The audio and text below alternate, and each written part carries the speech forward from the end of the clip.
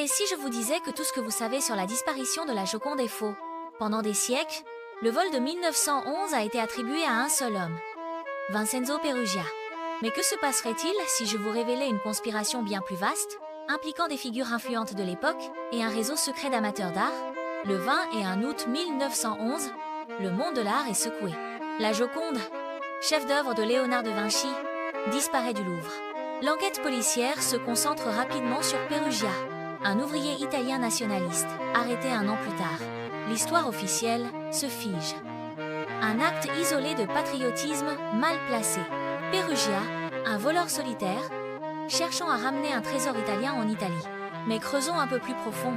Des documents récemment découverts, conservés dans des archives secrètes italiennes, révèlent une correspondance cryptée entre Peruggia et plusieurs collectionneurs d'art influents.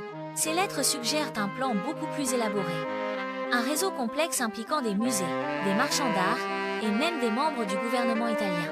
Peruggia n'était qu'un pion, une figure de proue pour un complot visant à détourner la Joconde à des fins financières colossales. Imaginez un marché noir florissant, des enchères secrètes dans des villas isolées, la Joconde passant de main en main, son prix s'envolant à chaque transaction.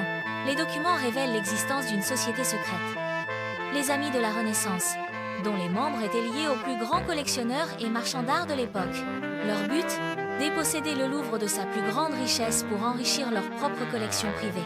Les conséquences de cette conspiration sont encore visibles aujourd'hui.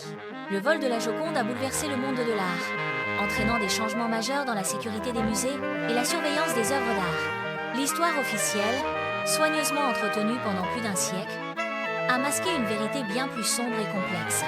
La Joconde, symbole de la beauté et de l'art, est aussi devenue le symbole d'une conspiration qui a défrayé la chronique pendant des années. Alors, que pensez-vous? Peruggia était-il vraiment un simple voleur?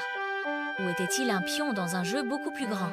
L'histoire officielle de la disparition de la Joconde est-elle une simple façade, dissimulant une vérité beaucoup plus complexe? Laissez vos commentaires ci-dessous et partagez vos théories.